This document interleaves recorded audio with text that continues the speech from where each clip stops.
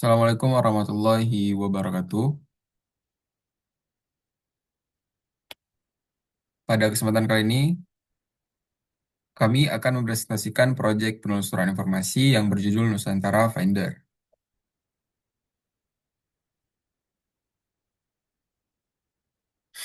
Untuk anggota kelompok S sendiri, ada saya, Amar Kurtubi, dengan NPM 220810701131, dan teman saya, Willy Jonathan Arsyad.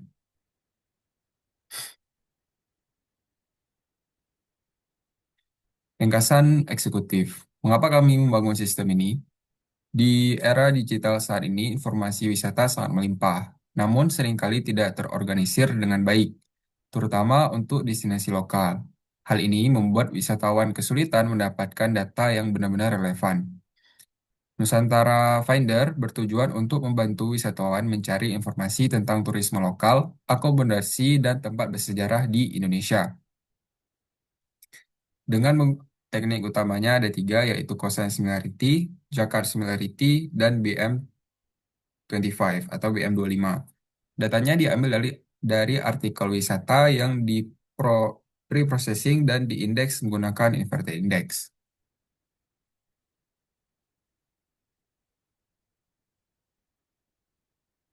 Di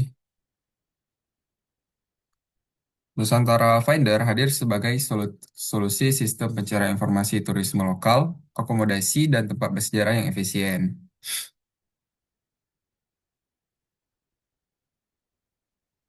Untuk manfaat dan tujuannya sendiri, yang pertama adalah akses. Manfaat bagi akses yang mudah bagi pengguna, kemudian mendukung exposure destinasi lokal, memberikan pengalaman praktis bagi pengembang. Tujuan dari sistem ini yaitu membangun sistem yang memudahkan untuk pencarian informasi wisata lokal. Adapun environment dan teknologi yang kami gunakan untuk frameworknya, untuk membangun sistem ini kami menggunakan ekosistem teknologi berbasis Python. Kemudian untuk frameworknya kami menggunakan Flask untuk membangun antarmuka webnya. Kemudian untuk database, datanya kami simpan dalam format CSV berukuran sekitar 31 MB. Dan library untuk analisis teks diantaranya ada Beautiful Soup untuk menampilkan data dari web, NLTK untuk pemrosesan teks, dan Skikler untuk eh, perhitungan dan pembuatan. Adapun seluruh kode dikembangkan menggunakan Visual Studio Code. Pengumpulan data crawling, ada proses crawling yang kami pakai. Proses pertama adalah pengumpulan data atau crawling. Kami melakukan crawling pada kanal destinasi domestik di Detik Travel dengan rentang waktu dari November 2019 hingga November tahun 2024. Target kami adalah mengumpulkan maksimal 3.000 artikel. Untuk menjaga efisiensi, kami menerapkan fungsi cegah duplikasi menggunakan existing URLs agar tidak ada artikel yang diunduh dua kali. Nah, setelah kami mendapatkan linknya, kami melakukan scraping. Di sini sistem mengekstrak informasi detail seperti URL, gambar, judul, tanggal, dan konten utama artikel. Di sini juga kami memastikan judul artikelnya itu dibersihkan agar aman digunakan sebagai nama file melalui fungsi sanitize nama file.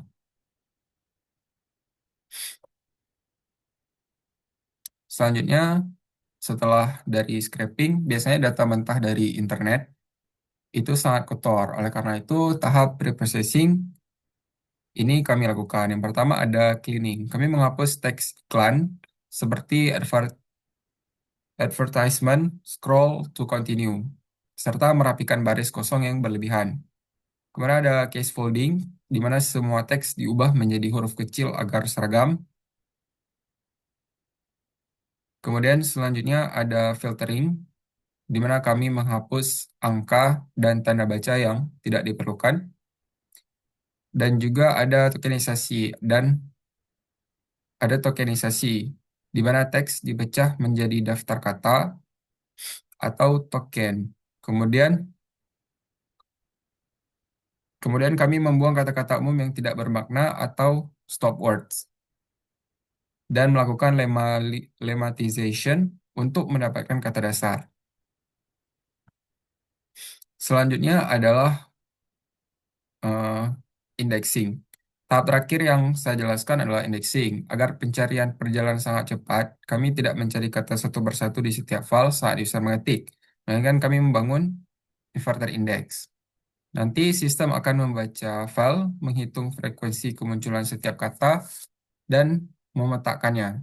Misalnya kata A muncul di dokumen mana saja dan berapa kali frekuensinya. Dengan struktur data seperti ini, sistem kami siap untuk melakukan perhitungan kemiripan dengan sangat instan. Demikian penjelasan dari saya, adapun selanjutnya akan dilanjutkan oleh rekan saya.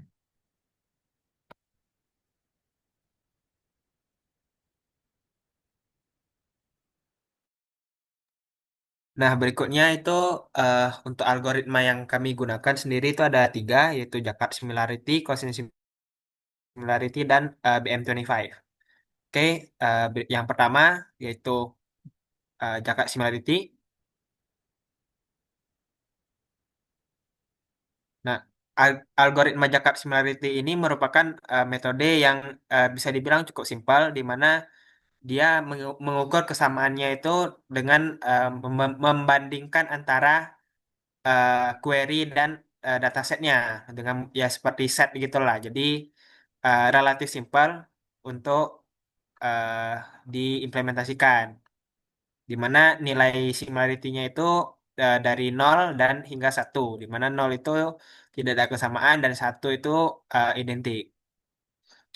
Berikutnya yaitu cosine similarity.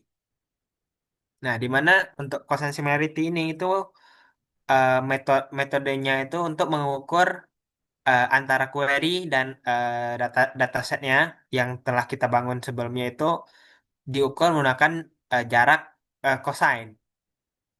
Nah, di mana seperti yang sering dibahas, di mana cosine itu adalah sudut dari kedua vektornya, mengukur jaraknya lah. Jadi sehingga bisa dihitung, di ya diketahui lah bagaimana kemiripan antara query dan data yang dimiliki. Di mana untuk nilainya itu eh, sama seperti Jakarta Similarity, yaitu antara nol hingga satu, di mana satu itu sangat mirip. Baik, selanjutnya itu untuk algoritma BM25 atau Best Match 2025. Nah, BM25 itu merupakan algoritma eh, yang lebih modern dibandingkan yang lainnya, di mana eh, se- lebih sering diimplementasikan pada mesin-mesin pencari yang relatif lebih modern. Nah, BM25 ini juga merupakan pengembangan dari TF-IDF dengan implementasinya yang kami normalkan itu antara range nol ke satu, di mana apa skornya itu juga sama seperti sebelumnya, nol untuk tidak mirip dan satu itu sangat identik.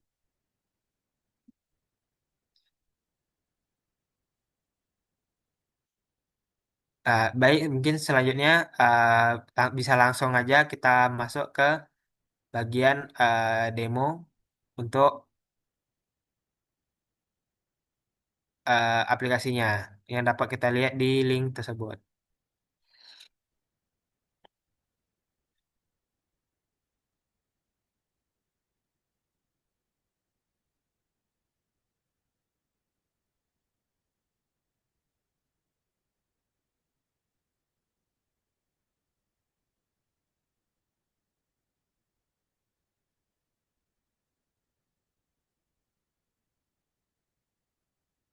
Nah, mungkin untuk layar yang di share screen saya ambil alih aja, di mana di sini itu mungkin dapat dilihat link yang digunakan seperti apa project deployment pada Vercel, di mana yang bersumber pada project GitHub kami Nusantara Finder, eh, yang mungkin jika ingin dicoba dapat dijalankan pada device masing-masing.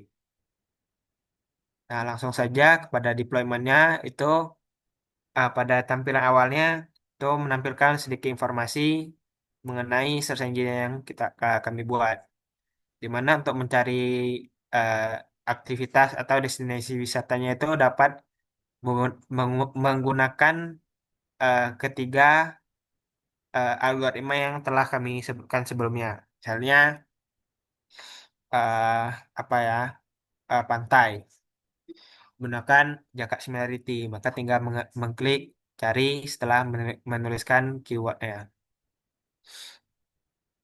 Nah, maka akan ditampilkan eh, hasil pencarian berdasarkan algoritma yang telah kita pilih tadi. Jika ingin menggunakan algoritma yang lain, maka tinggal dipilih misalnya untuk cosine similarity demikian, ataupun menggunakan BM25. Nah, jika misalnya diklik misalnya pada yang ini 20 Pantai Bali, maka dapat dilihat eh, image-nya dan teksnya, ataupun untuk melihat artikel aslinya itu dapat mengklik baca selengkapnya.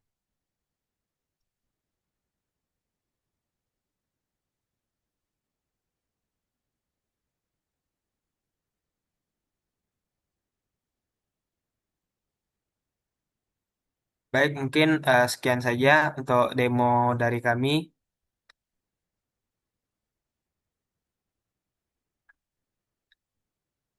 Selanjutnya itu dilanjutkan pada kesimpulan, di mana ketiga algoritma tadi, constant similarity, Jakarta similarity, dan BM25 itu berperan penting dalam pencarian informasi dengan fungsi yang saling melengkapi. Di mana cosine itu cocok pada dokumen yang panjang, Jakarta untuk teks yang pendek, dan BM25 dalam pemeringkatan dokumen melalui frekuensi istilah, kelangkaan kata, dan normalisasi panjang dokumen.